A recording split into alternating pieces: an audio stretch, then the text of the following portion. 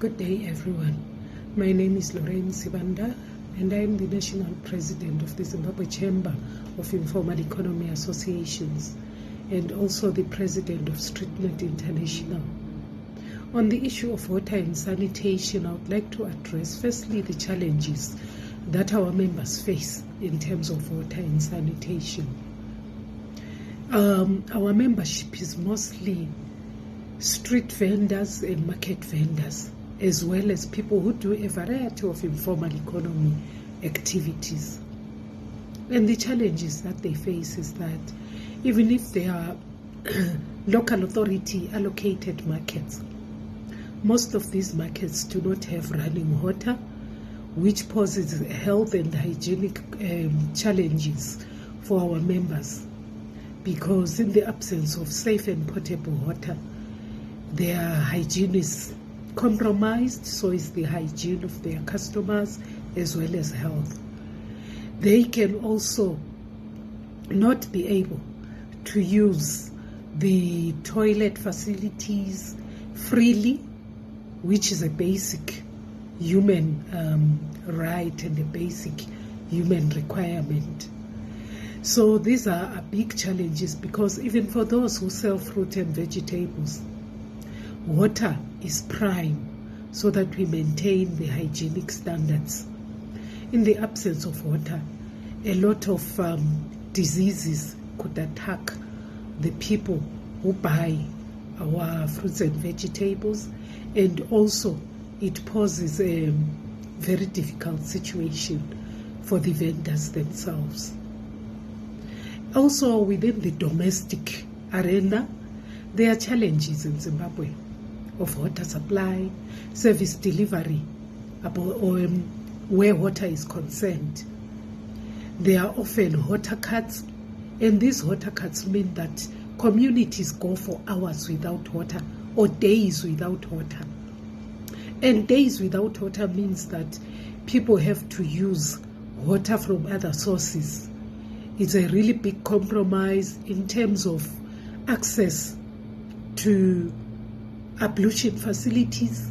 People cannot freely use the toilets, which causes people to go out into the outer spaces, and it becomes a big threat when people defecate in places where they are not supposed to, because communities do not have water. So water is really a big issue, not only with our members and workers in the informal economy, but with communities at large. Yes, we have engaged the local authorities, and we continue to educate our members on the need to be hygienic, on the need to find alternatives in terms of being able to keep their own water, keeping their own food which they sell clean, as well as themselves, so that there is no spread of disease and we maintain hygienic conditions. But engagement with government and local authorities continue to say we need safe and potable water, we need a better system of service delivery so that communities continue to thrive. And what we have also done, we did a research working with communities who work in the informal economy and those in informal settlements. It was a research that was well done, and it produced a report. It also involved some local authorities. The local authority of Harare and Masvingo were very involved as we sought audience with them during the course of that research. Above all, the informal economy workers themselves and those in informal settlements were very involved in providing the data on how poor service delivery affects them, and also issues of climate change. A lot of issues came out of that report, and I believe the report can be shared to better provide information that is not only tangible but evidence-based. We would like interventions such as continued education and training for our members on how they can continue to lobby and advocate for better service delivery within their communities. We have to be ambassadors for the improvement of our own lives, for the achievement of decent work.